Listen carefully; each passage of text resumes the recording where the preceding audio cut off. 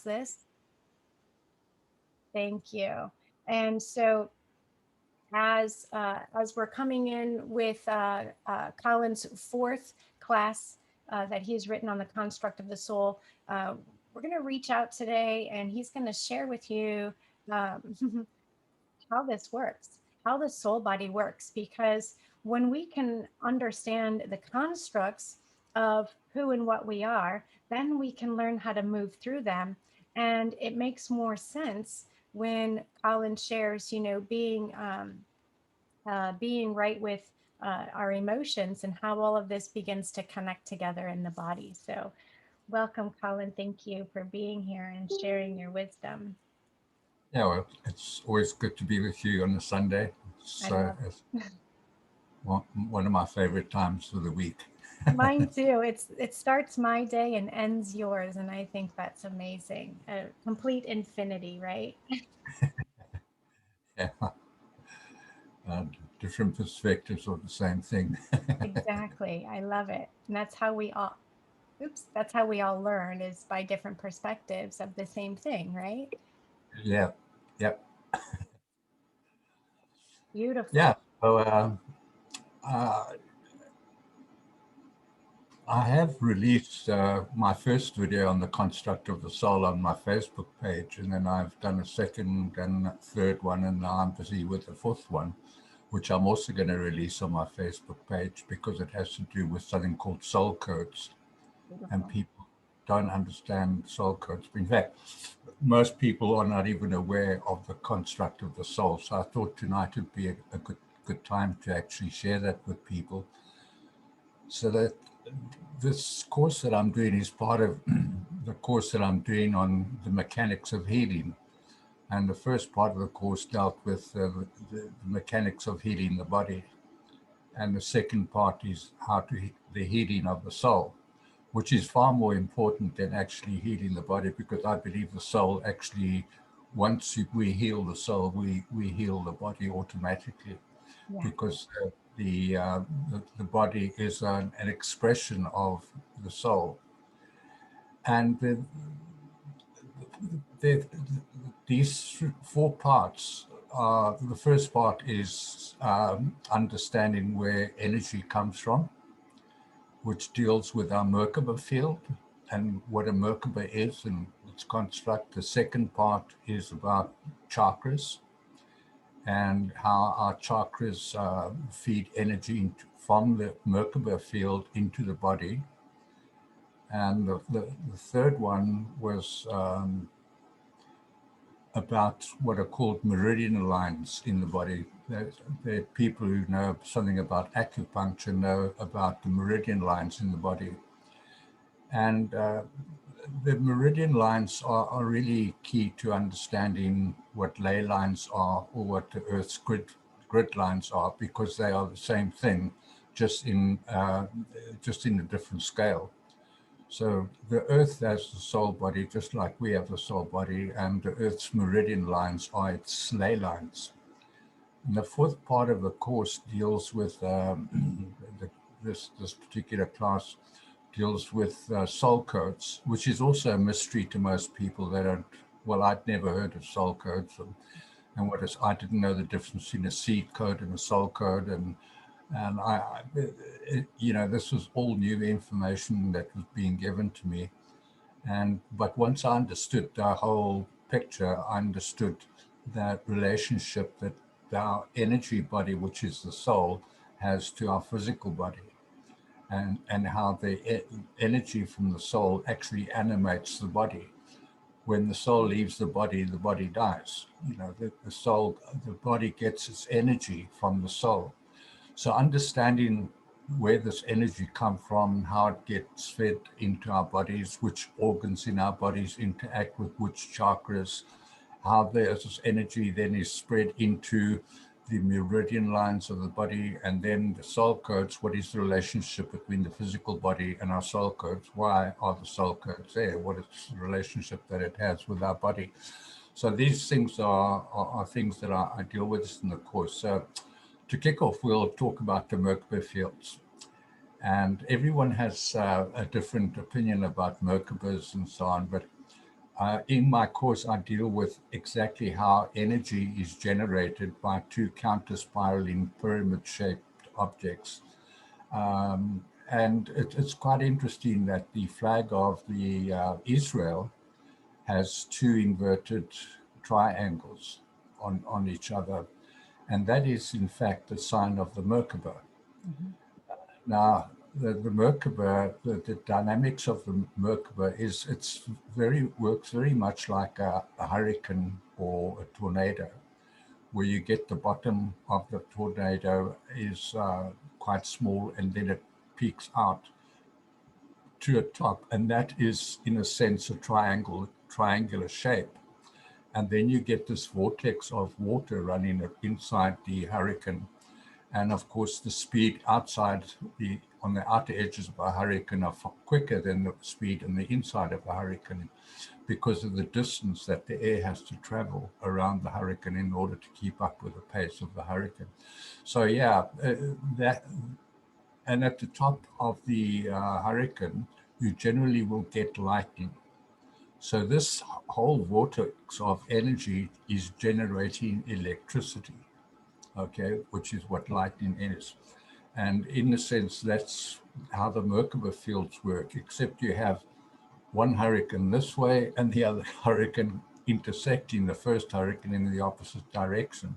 Yes. But the dynamics are still the same. But they have to counter rotate on each other.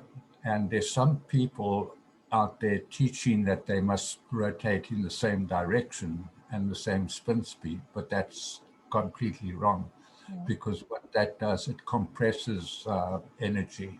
So you have one force coming this way and another force coming that way, and they compress and they don't allow the release of the energy that is meant to be, you know, generated by the Merkaba fields. Right.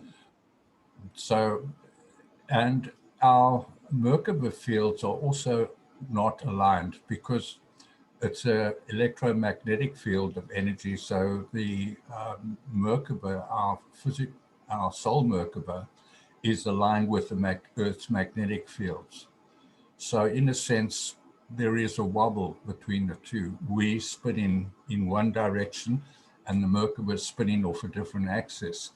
So in my course, I teach people how to correct that and spin the Merkaba in at the top of the head to the feet, that kind of alignment, north-south polarity, so that people can align their Merkabas. And then I also teach them the ratio of the spin speed of the top and bottom Merkaba, and what a female magnetic energy spins in a counterclockwise direction, whereas electric fields spin in a clockwise direction.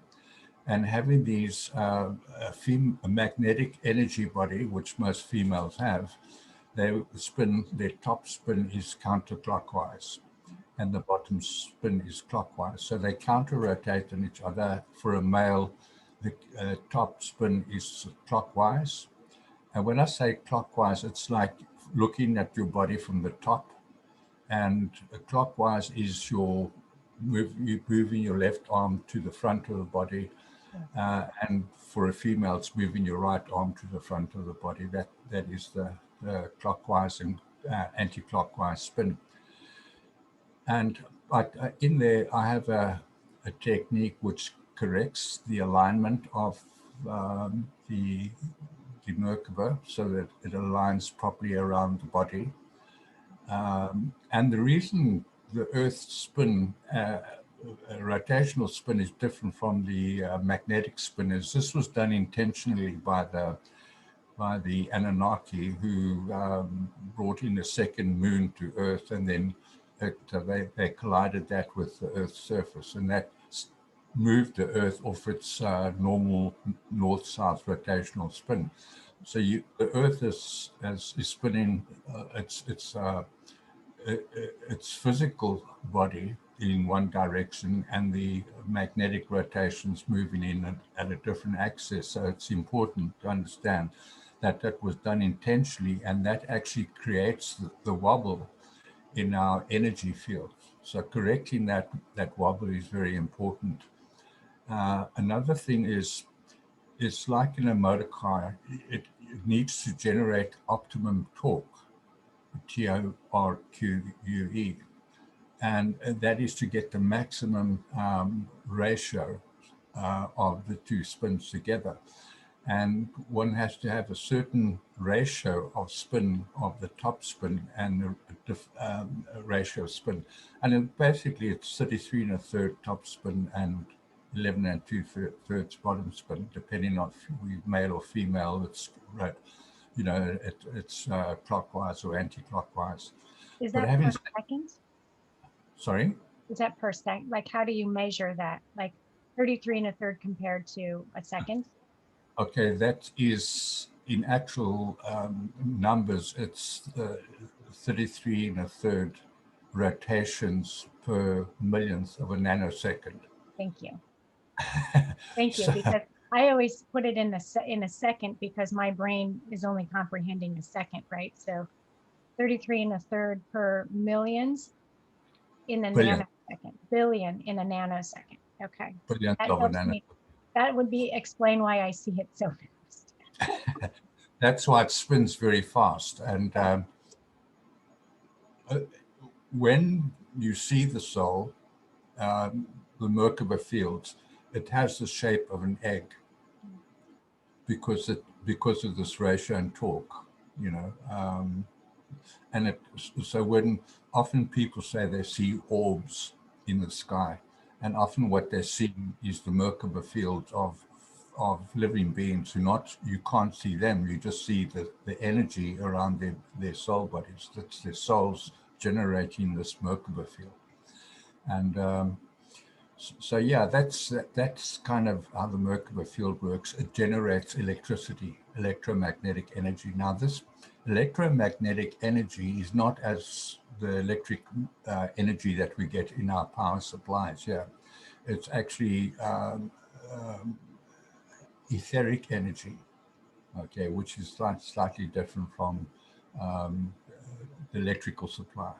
Now, Nikola Tesla understood this, and he was able to generate etheric energy using his Wycliffe towers and using the same principles of the universe and the Merkaba fields.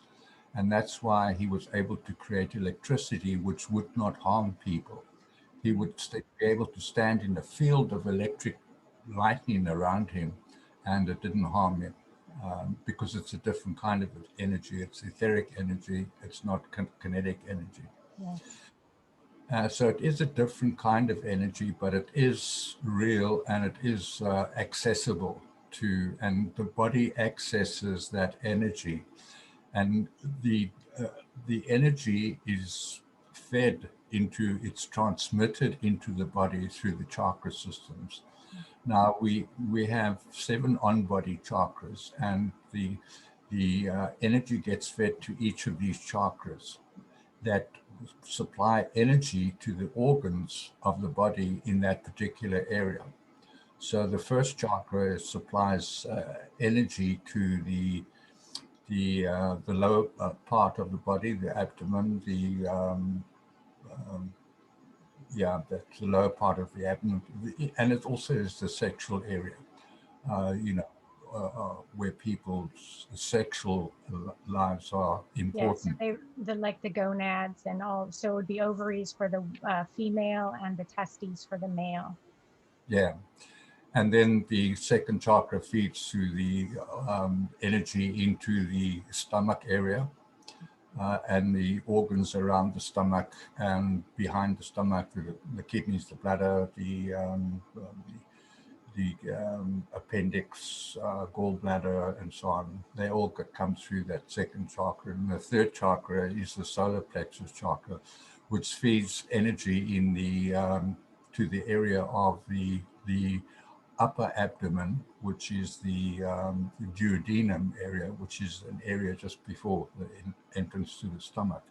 And it supplies energy. And generally, why people get ulcers in their duodenum and that's quite a common thing, is because the energy that they're generating through the third chakra, which is the color yellow, is, and yellow is, when you refer to someone as being yellow, you refer to them as being afraid or being uncourageous.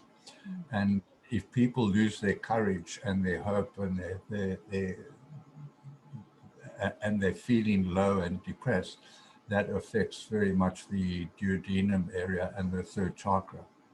And then the fourth chakra, which is the heart chakra, that feeds energy to our hearts and lungs.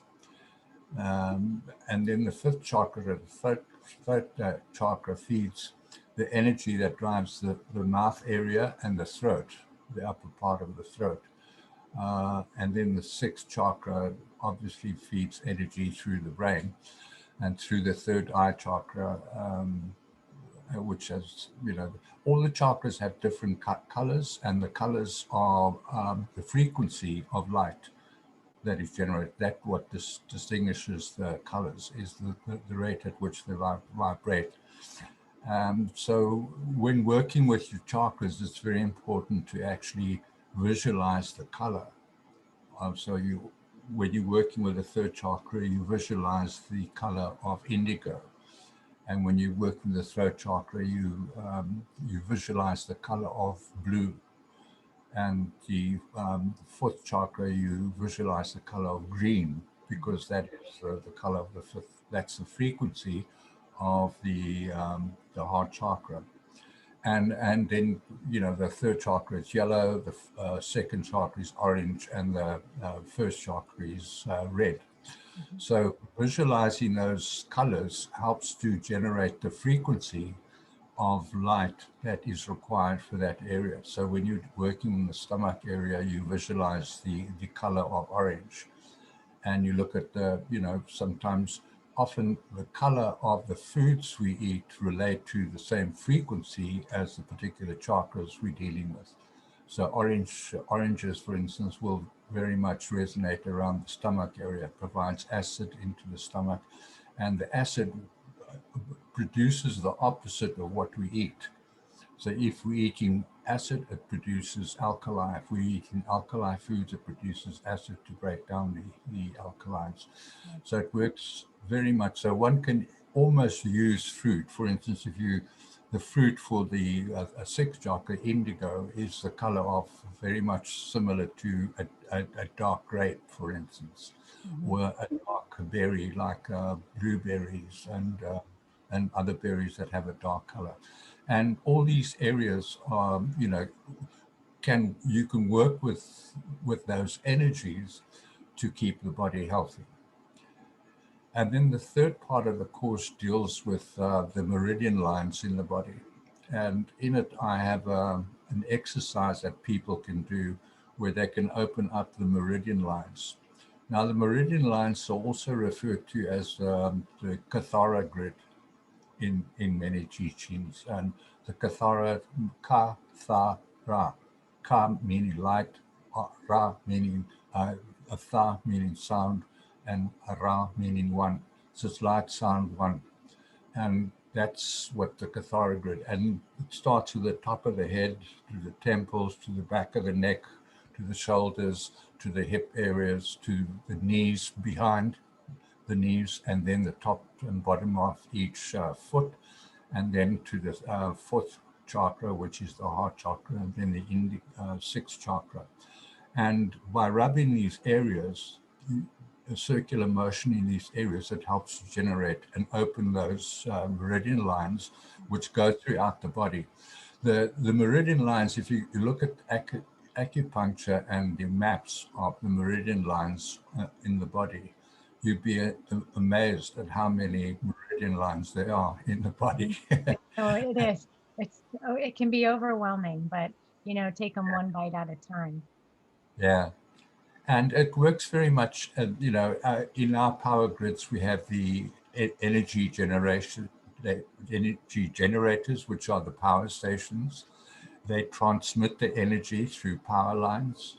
to a local area, and then the local area distributes that energy. You know, it steps down the energy from 22,000 volt to 220 volt in my country. In your country, it's probably 100, 11,000 volts to 110 volts. Yeah. So it just steps down. And the same thing happens with the energy from the chakras. It comes in at a very high level energy, but when it steps into the meridian lines, it's downstep in order to feed the right amount of energy into different parts of the body, which then gets distributed through the body, through the meridian lines. So working with meridian lines in your body can be very helpful. And acupuncture is a good example of what they do. Is they put a needle in the meridian line, and that helps to it gathers more energy Yeah. around the needle head, needle point, and then when you remove the needle point, you get the A flow of energy surge. Yeah. again. I love acupuncture. And thinking about one of the things that I uh, like to say is, remember that we are, we're mini maps. We're acupuncture points for the earth, right? And so anything that we do and work through this, we're healing and making the adjustments that need to be made to correct the wobble. Yeah. So, which is, and keep going. Then I want to take us back to the magnetic fields, if you don't mind. So, Okay. Yeah. As you say, I was a grip keeper for 8 years, and I was taught what to do, and I had to stand barefoot on the ground yes, so that you can transfer the energy. You keep your soul body clean and accurate. You breathe in ether, and you feed it into the earth through yes, your feet, yep, and you do this exercise of breathing in ether, feeding it down into the earth. And, I would find grid lines around my neighborhood, for instance, and I used a pair of dowsing rods. Because beautiful. if you use dowsing rods, when you hit a ley line, they will move direction depending on the direction of the ley line, the direction of the energy flow. So I would sometimes just go for fun, go out into the neighborhood, find ley lines, and then stand in the ley line, breathe in effort, energy, and blow it into the earth's grids. And as you say, it's like we're acting as needle points, acupuncturists for the earth, Yes, helping the flow of energy to come through us. yeah. What did you want to know about the magnetic energy? Well, it's been coming up a lot, I've noticed, and in terms of having the second moon being pulled in and that creating issues, there's been a huge, uh, I feel, infiltration with even more so, and I wanted to get your take on this because I've actually been uh,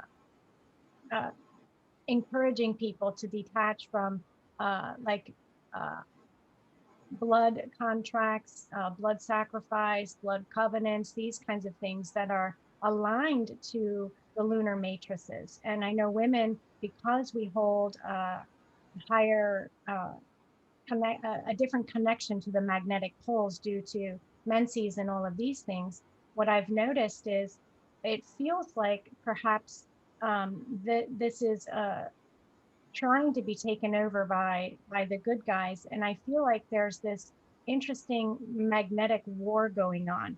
So I've actually been wearing magnets and continuing to balance my magnetic fields and anchoring really strong into mother.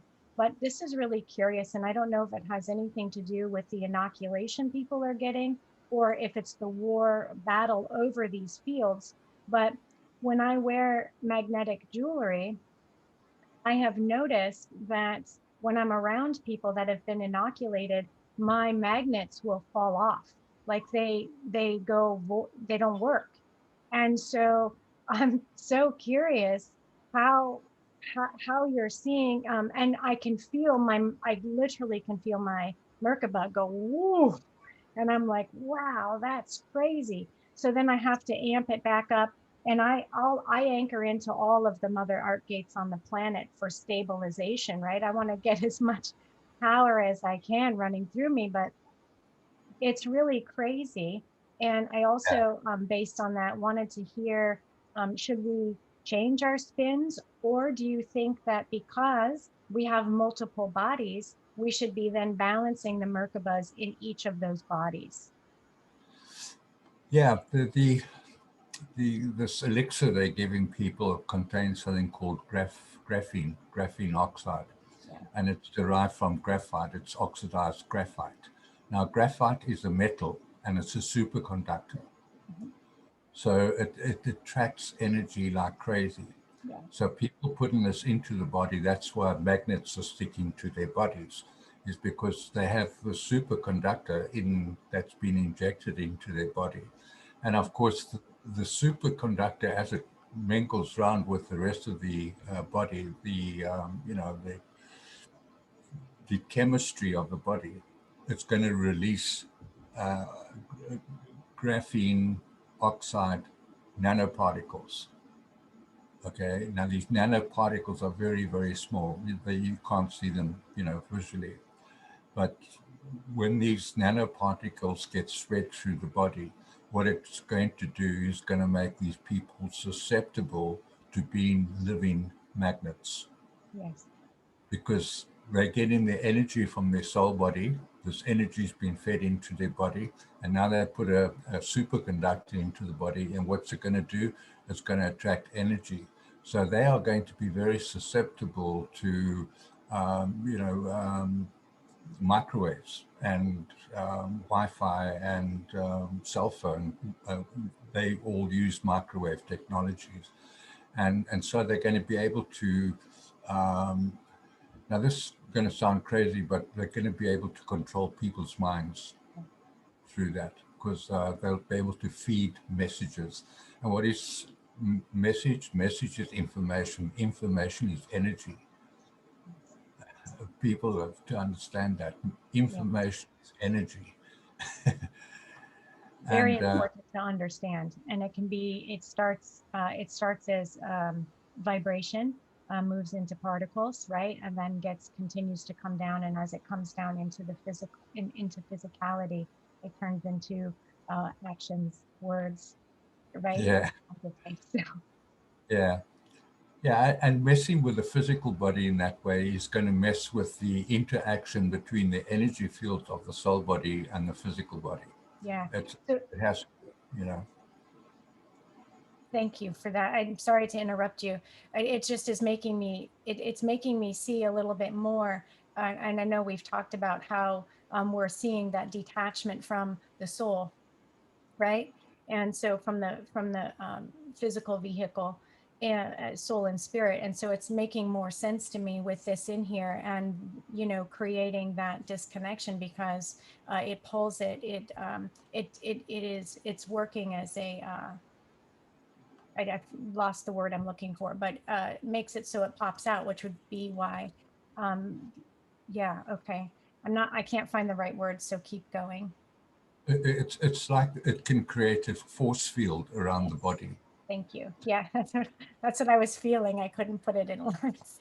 Yeah, it's a reverse force field, because what it will do is repel the natural energies around us, and will hold us captive, or those that have got this stuff in them. It's going to hold their consciousness captive. Yeah, Now, our soul bodies are conscious awareness, conscious, and consciousness is energy, energy is consciousness. And the two things are the same. So when you are trapped, your body is trapped, consciously trapped in a field of reverse energy.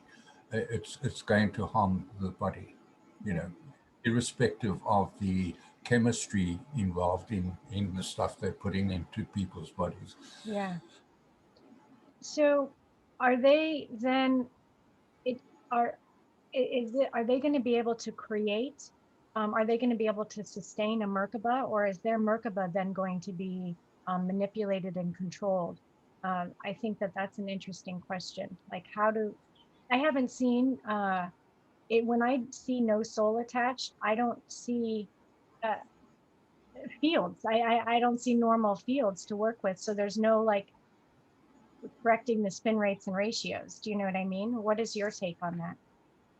Yeah, I think the people's bodies the connection between the soul body and the body has already been distorted to a large degree through the wobble with the electromagnetic field and the physical body. It's been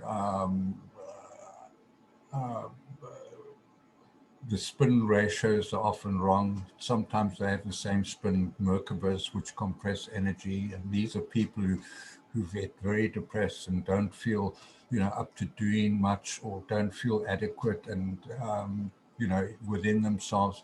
It's because they're not generating natural energy through their Merkaba fields. Mhm. And so, yeah, it's people have to be very aware that their physical body, the energy for the physical body comes from the Merkaba fields. Mhm. And getting the alignment right, getting the spin speeds right, and getting the counter rotating spirals right is very important, because that generates pure etheric energy. And Yes. then opening the chakras, uh, and there's a key that I provide in my course as well on how to open up the chakras. If Beautiful. you open each one, it has a particular color, it has a particular resonance.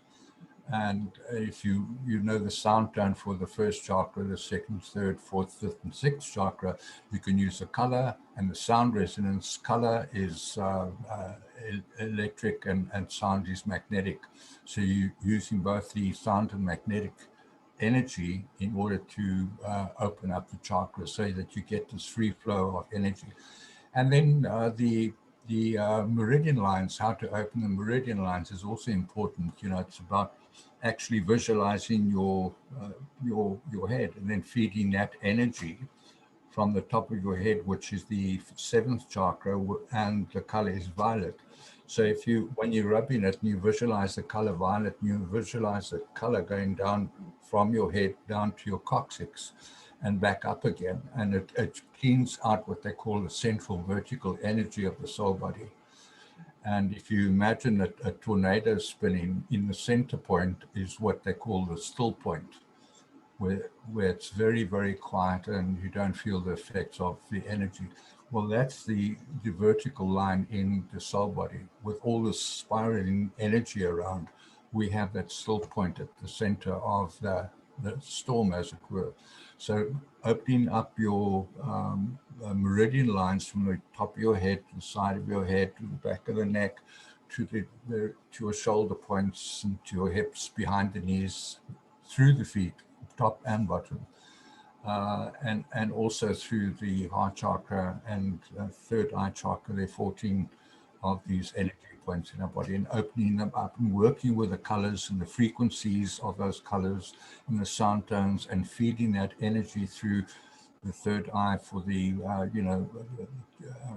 indigo color indigo, the third eye, which is in the middle of the head, and then the heart chakras. So it's quite a complex system, but I take people through that, and I teach them, and give them exercises that they can use to correct their Merkaba fields, to correct the to open up their chakras properly, and to understand how they can work with the colors and the sound tones in order to work with different chakras at different points. Because sometimes people just the chakras get stuck, Yeah.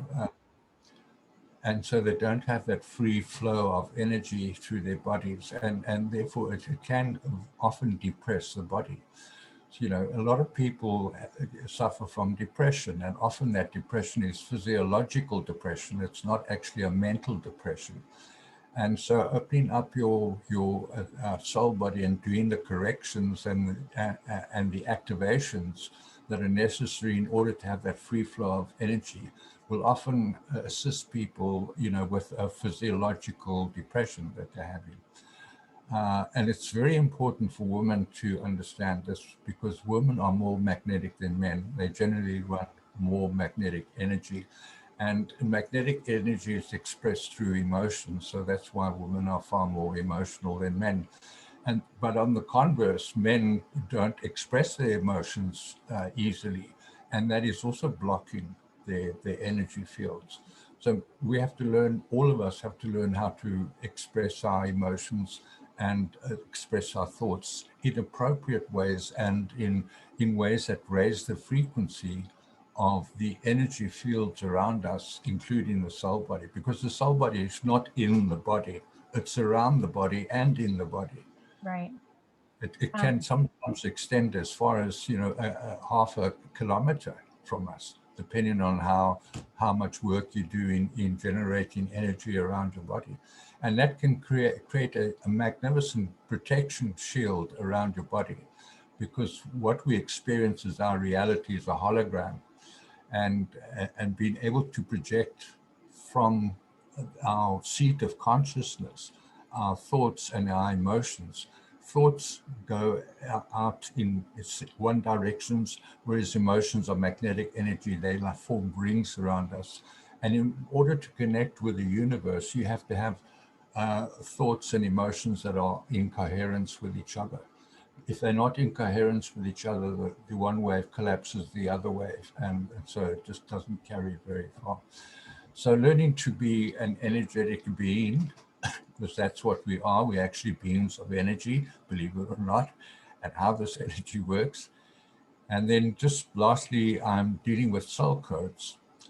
And the soul codes are really, now if you think the best analogy I can think of for soul codes is to understand how a computer works. Now, a computer has a ROM, a read-only memory, and that is designed into the computer in the first place. It cannot be changed, and it is, static.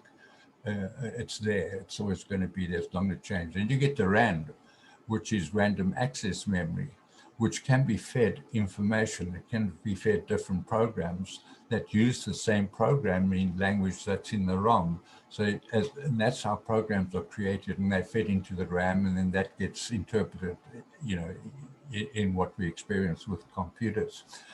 And then we have the hard drive, which is the source from that we put in, it's a temporary RAM, if you like. It's where the information is transferred from the outside world into the internal computer.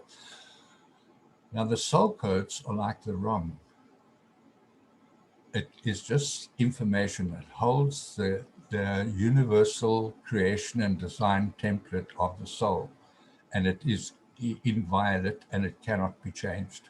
It can grow, and that's the purpose that we're here for, is that information that is held in there is held in a coded language, okay? And Russian scientists have actually examined what they call junk DNA, and they found there's a remarkable similarity between the syntax of junk DNA and languages.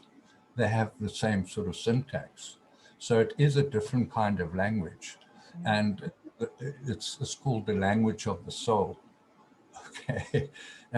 We don't speak that language, we don't understand it, but it is a language that has a particular construct and syntax. And all that information is in our soul bodies. And as each lifetime we live, we actually accumulate more soul codes. So it's like getting a new computer. When you buy a new computer to dispose of the old one, you get an upgrade. yes, You get a exactly. new one. It reminds me of a little bit about, when we talk about ray reversals, like there's a 7D ray reversal that has been basically like our violet ray, the violet ray has been attacked. And, if this is the color that our soul codes are coming in at, it would make sense that, when these are supposed to be coming through, that they would be usurped. We know that this is a whole war over not allowing us to, uh, uh, a war over timelines and a spiritual war, right? So we don't wake up from this. But what I find curious is yesterday, as a matter of fact, we had a massive opening of being able to connect to the human tribal shield, which is direct access to our DNA codes. Like, Yeah. and so this is a really big deal. And it doesn't mean everybody gets to embody them all at once. I would rather that not happen because it could create some serious issues. But Yeah. we have easier access to this, which is completely unheard of in Yeah. our lifetime. But what what and then this, gosh, this takes me to like the Hebrew tribes, right? They're the ones who held like the whole genetic record for us. So I can't believe all this stuff is coming, like coming on. I love that you're teaching this because like, where are people going to go to understand, okay, when these codes come in, how do I bring this into my body? And how do I bring it in safely? Because we don't want to be walking around just picking up things. People talk about upgrades, they throw it around like it's nothing. Oh, I'm getting this upgrade. I'm getting, like, are you getting the upgrade or is it bouncing off of you? Because if you don't have room to bring it in, it's not going to come in, right? Yeah. So that's how I see it anyway. But are do you see the opportunity of integrating these soul codes and as they come in, are you able to see or do you sense or feel that they are coming in clean and corrected? Or is there still a level of infiltration that needs to be filtered out? Or do you believe that the Merkaba can clear this? Yeah. You know, as I said, the codes are just about information. It's the Hmm. programming language of the soul, of the universe, actually, and how it works. And um, we have two kinds of DNA. We have genetic DNA and we have soul DNA, okay, or junk DNA. Now, science here doesn't know what junk DNA is supposed to do, so they call it junk DNA. But junk DNA actually holds all the information of all our incarnations. So our soul memory is stored in our junk DNA. But we don't have access to it because of something called the blank slate technologies, which the fallen ones have used for years to wipe our memories clean.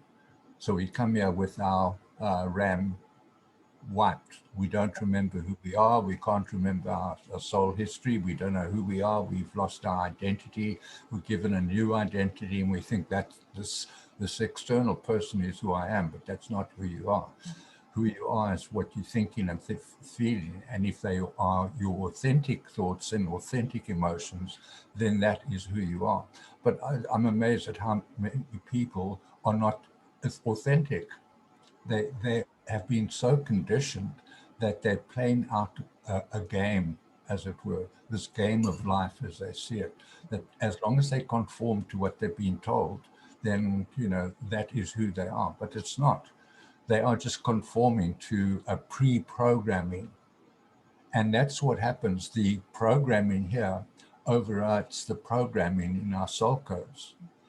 And so people get programmed through this, the languages that they learn and the conditioning, the indoctrination, the dogma, the teachings and the lies, and everything gets fed to their consciousness.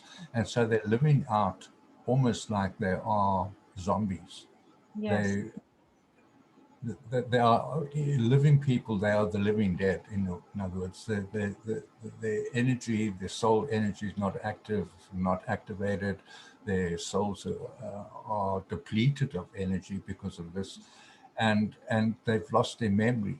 Now, in my course, the fourth part of my course, I'm going to give people an exercise to do, because when you activate the programming in your soul codes, you activate more DNA in your body. Yes. So it's one way to activate your DNA is to activate your soul codes.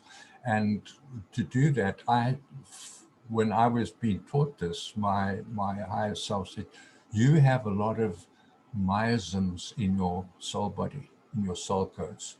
You've attached a lot of soul codes into your body that don't belong there. Exactly. So you have to purge those. A big dump. It's like put it on a little thumb drive and be done with it. Yeah. And so I had to learn about memory and what memories I hold in my soul body, and I had to purge a lot of the memories. So they gave me an exercise where they said, now you have to go back and regress your life Mm-hmm. as far back as you possibly can and deal with situations in the past that you are still holding on to. Because when we hold on to those situations of those past, we bring in that information Yes. into our soul bodies. And sometimes that information doesn't belong there. It's not beneficial. It's not going to help us in any way. If anything, it's going to hold us back. So I had to do this regression of life.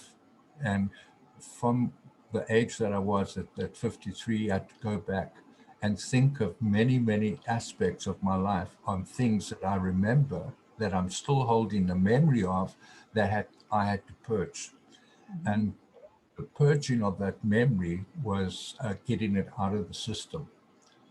And I had to go back to, I actually went back to the day I was born, and could remember being born because I'd worked back. Because when I started this exercise, I couldn't remember anything beyond the age of 7. I couldn't remember anything from birth to 7 years old. I couldn't remember anything. It was very difficult. But when I did this regression, memory started opening up, and I began to remember some wonderful memories. Beautiful. Oh, let's see. Hold on, Colin. If you can hear me, you're frozen. And I think that this is beautiful as we do regressions. One of the things that we'll just wait to see if he unfreezes. He might get knocked out and then come back on.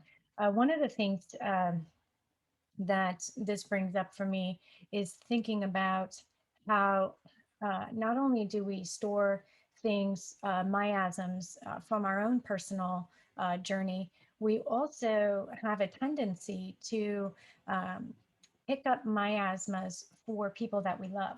And so we tend to hold on to those for other people, then that creates a whole nother level of purging that needs to happen.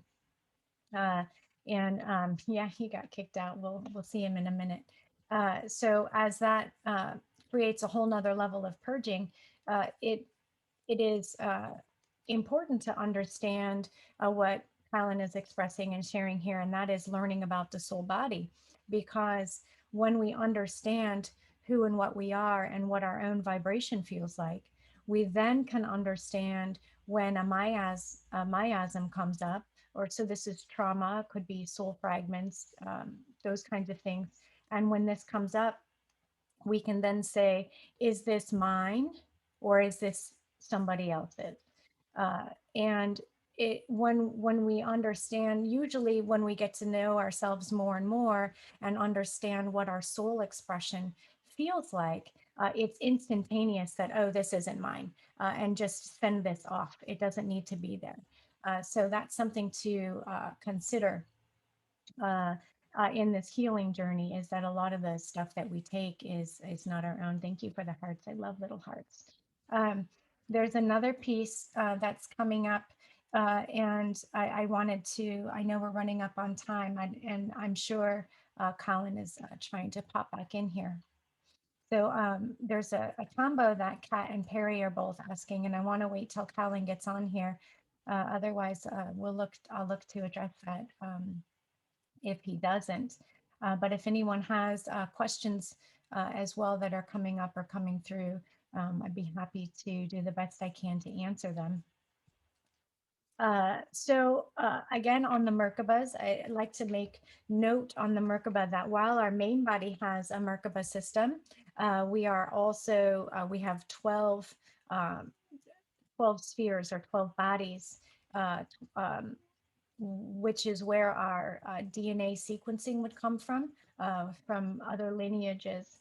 And within those bodies, when I look at what would the 12 tree grid be, 12, yeah, that would be what it's called, the 12 tree grid.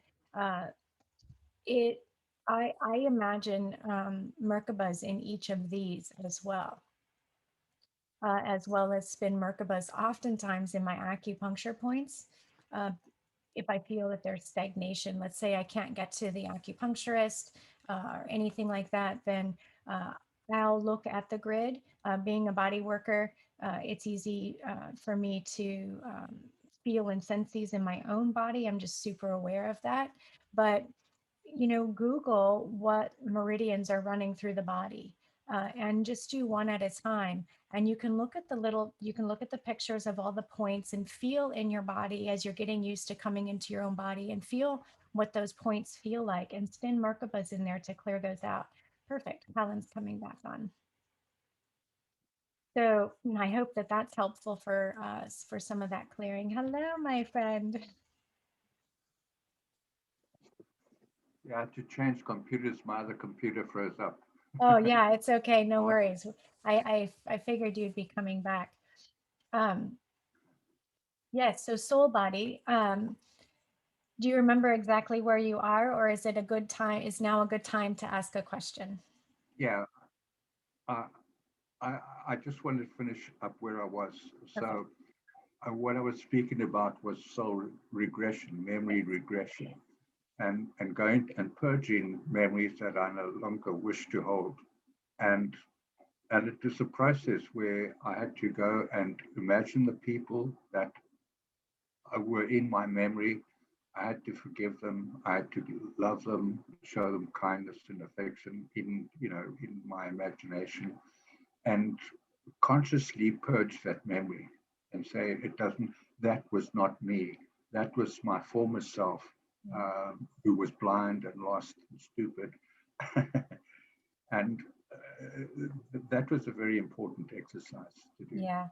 I also found I also found it helpful when these kinds of things come up when we're doing a regression, is to say, I'm sorry that I wasn't there for you, but I'm here for you now, right? Yeah, Because sometimes, if we're going back and dealing with childhood hurts or wounds, right, that can be very beneficial. yeah. We Because have a, what the fallen ones have been doing is keeping us trapped yes, in those memories, so that we hold those memories in our soul codes. Now, just a quick point: the difference between a seed code and a soul code is when you are first incarnated, you are incarnated with the seed code. So that's the code that you have. It's like you're wrong. And then as you have different experiences, you actually accumulate new memories, and those memories go into your soul body and they become your soul codes. So seed codes and soul codes are the same thing, really, but the seed code is the codification that you get when you are first incarnated. beautiful. Thank you for that. That's a big question that people ask. So we have a question, and it's kind of a combination. And this goes, it's a controversial topic, and it's about. Let me just read it to you. So this is I'm gonna piggyback Perry and Kat as they're chatting. So Kat is saying metal injected on the inside propose metallic implants injected under the skin. In addition to confusion, this is the important piece. In addition to confusion in gender and the discouragement of biological sex, transhumanism project seems to be ramping up. And Perry kind of piggybacks on that and says, he's thought about this being gay himself, you know, how how this um, how this activates in our body with our biologies. So there is a huge, huge push for transgenderism and obviously transhumanism. Um, how do you put these into uh, like I see it as so very important to identify as your biology. I think that is so important. Um, I don't see it being so important whether you like the same sex or not. But the biology is the important piece. What is your take on that, and how metals or spin rates and ratios being how do you see these working in this agenda? Yeah, I think this is the whole agenda of transhumanism is behind what this elixir we have been given is, because in a sense, included in most of these elixirs are human, and sometimes animal fetus DNA, mRNA they call it, which is a part of our biology. mRNA, we did a show on this, is the messenger for the DNA. So the mRNA is designed to create the spike protein, they tell us. But in a sense, it will also affect our DNA, because the DNA will be getting false messages because the feedback system, the mRNA goes out and says, yes, I've done the job, and it feeds back that information to the DNA.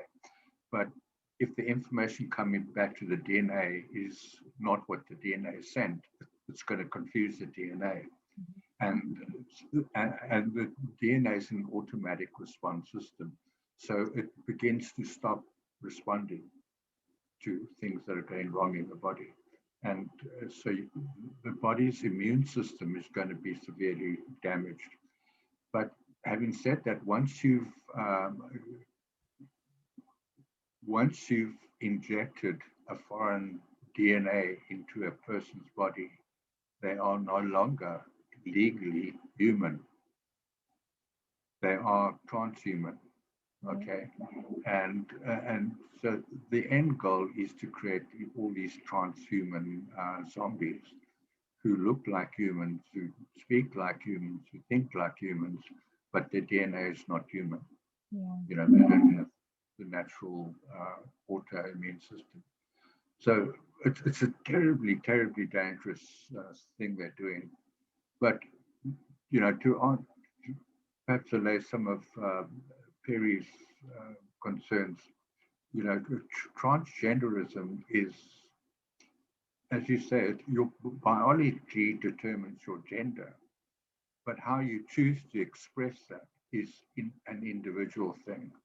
So if you choose to express that as a female, there's nothing, in my view, that is wrong with that, as long as you do no harm, cause no loss, and don't impede the freedoms of others. We are actually free. We are free beings and free to express ourselves however we choose to do that. But you're right about we are biologically a certain gender, but that doesn't mean that we have to express that agenda of the gender per se. We can express it any way we choose. Yeah. Because actually the beings that I had contact with, they were androgynous. They were neither male or female, and they could choose whether they wanted to express themselves as female or male. That's how they procreate. Yes. One partner decides it's going to run male energy, so he runs his Merkaba in a certain direction, clockwise. The other one says, okay, I'll be the female energy, and they do the Merkaba spin anti-clockwise. And so they're just expressing the energy of opposite polarities of magnetic and electric. And so that they can then procreate in their own particular way through that system. So it's just one can express oneself however one chooses. Yeah. Now they have more advanced bodies than we do. Their bodies are different. We express as a biology, so I express as female, but I can choose to spin my Merkaba in a male expression, and I've done that. Right, I've been able to change my Merkaba spin rates and ratios, but it doesn't make me male, right? No, so quite. So quite. that this is the piece that's important, right? Is the expression of your body, and that's part of what we need to learn here on this planet is the biology, right? That's part of what we're doing and how we harness these energies and powers as a human being, as an electromagnetic being having a human experience, right? So yeah, I hope that was helpful for you, Kat and Perry. Yeah, this is a terrible agenda. It's I don't know. I think it's quite fascinating. It's like it's very good. They they've really done their research, right? But Yeah. it's Oh, yeah. Look, mhm. the fallen ones are very smart. You know, Yeah, they are higher dimensional beings, so they've lived many millions of years, and they understand how the universe works, they and sure they're do. very adept at distorting energy and reverse engineering things. And yeah, not nice beings. No, they're not nice at all. So that's the good thing about us waking up and putting all these pieces back together and realizing who and what we are. And the uh, first teachings are to understand who and what we are really understanding how the soul works and the body of that. And Colin, you do such an amazing job on the expression of that and being able to um, put it together in bite-sized pieces. So I'm so grateful for you and thank you. I love our show today. This is great. Hi, Rosie. Hi, everybody. Well, look at this. We're like an hour in. So I think that's fantastic. And the only thing that you missed as you were coming back on was me sharing that some of the miasms we pick up are other people's that we have chosen to take on. And so, being able to recognize those as ours or theirs and sending those back. So you didn't miss anything. And Yeah, people have to understand as well when they orgasm, they open up the energy fields. The yes, energy fields get excited, and that changes the frequency of the energy field. So during sexual intercourse, people can exchange soul codes. yes, So they, you can receive soul codes from your mate, your sexual partner, that you don't really want. yes, So people have to learn how to protect themselves, how to protect their energy field so they don't take on these soul codes from other beings. But yes, they can also project it into you by giving you bad memories, yep, and bad experiences, yes. negative experiences. Yeah. That's something that I know Patrick and I touched on just a little bit in sacred sexuality, right? There's like so much that goes into this. Yeah. It's pretty amazing. Uh, and women can help men build their rods, which is fun. We can clear ley lines with orgasms and sexual energies, all kinds of interesting, fun things there. But anyway, that's a whole nother show. Yeah. Oh my goodness. Thank you, Yeah. Colin. As always, Sunday Yeah. was absolutely It's been beautiful. great, and I'm sorry I disappeared in the middle of the No, show. you're good. You're good. We were right close to the end and we got to hear the rest of your moving back in the memories. And so I think that's perfect. And we can find you. Where can we find you, Colin? On my website, it's the writings of Colin Joe .com, and yeah, I've got an enormous amount of information there, and the people can sign up for my courses. They can buy my books. They can just go read. I've got a long list of stuff they can read through. So it's there, and it's free. The people can just go in and have a look and have fun.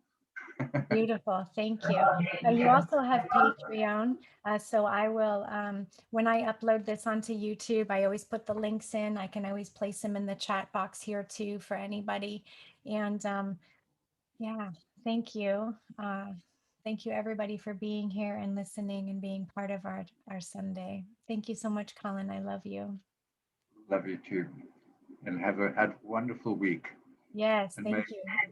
may your week be as bright as you are. Oh, thank you. Oh, sending you love. I'll chat soon.